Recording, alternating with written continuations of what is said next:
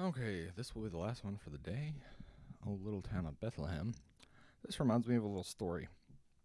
Um, Years ago, over a decade ago at this point, I guess, I had a job um, out of college. My degree, I was going to be a band director. There was a kerfuffle.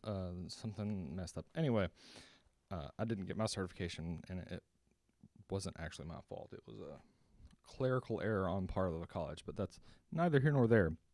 So my wife had gotten a job, and I was planning to get alternative certification, but in the meantime, the school she was teaching at desperately needed an accompanist, and I was like, no, no, no, because I didn't play piano, really. I was a trumpet major.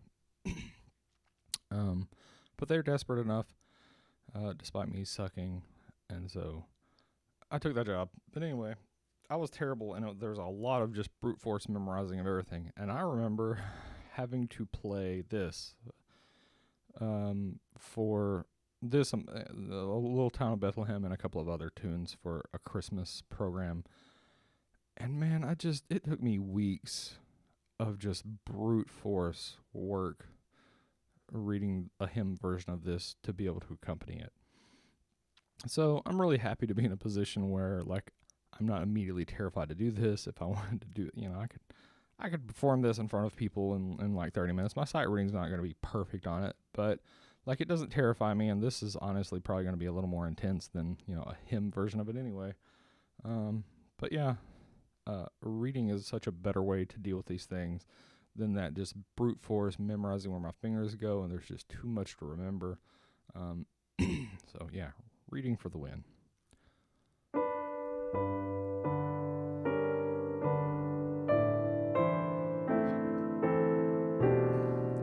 And I kind of mentioned that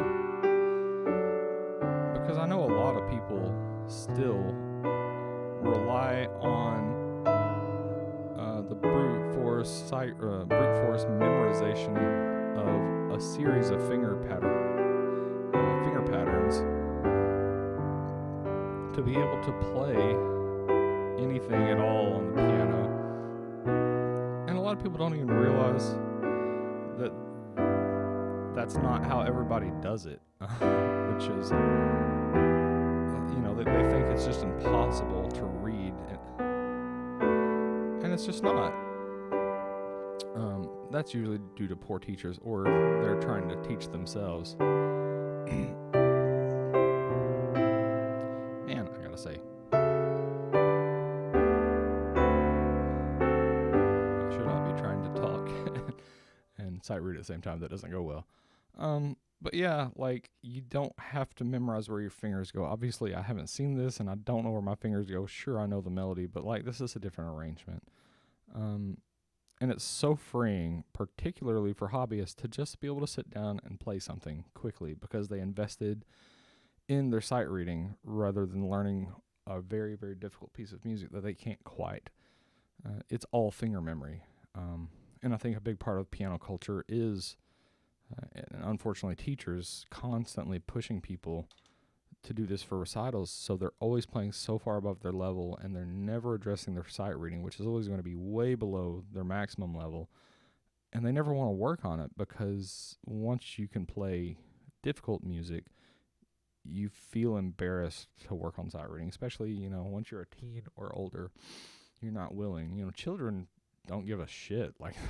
They're like, yeah, sure, I'll sight read whatever dumb stuff, and they're just excited to be doing it. They don't have that I don't want to say it's a lack of self-awareness, but I guess they're less self-conscious is really what it is. They don't care. They don't feel like they're embarrassed to be playing Three Blind Mice in front of their parents. But if you're a teenager and you've been working on, I don't know, whatever, Furlies or something much harder than that, and then you need to practice sucking at Twinkle, Twinkle, Little Star, you're just psychologically constantly afraid somebody else is hearing you being bad at that. And they're like, well, and non-players, including sometimes parents, are going to be like, well, what the crap? What are you doing? You can play these really difficult pieces.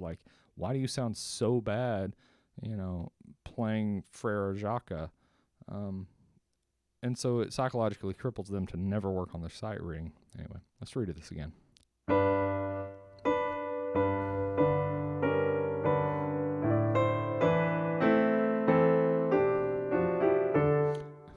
I keep doing there? Okay. I'm thinking too much about commentary. I'm having a little trouble. The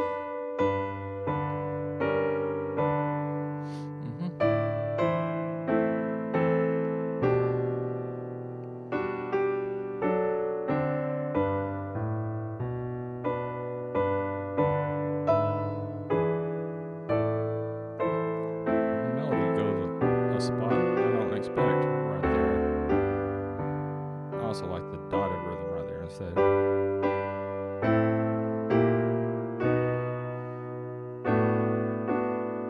That is weird, that descending line right there. I'm not used to that.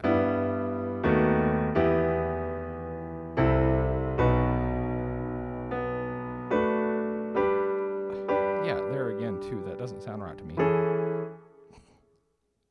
So you get to the end of...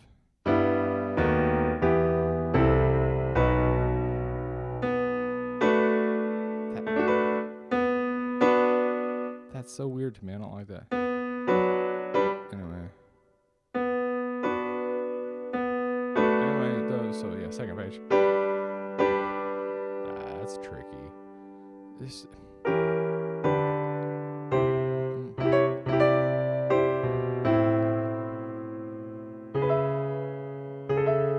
am I doing? Where's my brain at? A sharps. I think you always... like, I don't know, just in reading, like, when they're chunky like that, you're like, surely the sharp is on that G because it would never be on the A. It's just your process of elimination. It's your pattern recognition. You're looking for, if something looks like a horse, you're not going to assume it's a zebra. That's kind of what's going on there. It's so uncommon to see that. This is one of those things where if you're thinking about it from a theory standpoint, you realize they're doing that little thing that barbershop quartets do, where you're doing that little... you're visiting the kind of diminished lower neighbor of what chord you're on. When you understand that, it makes it a lot easier to read that. One more reading. I feel like it's going off the rails this morning.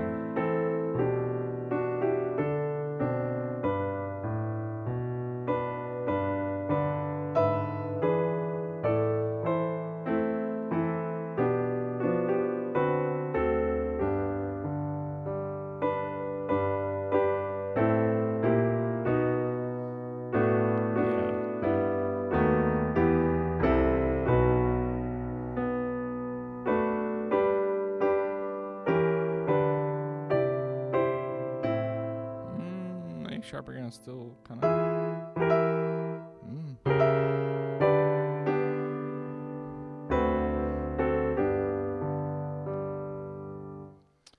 Okay, I'm going to call it a day.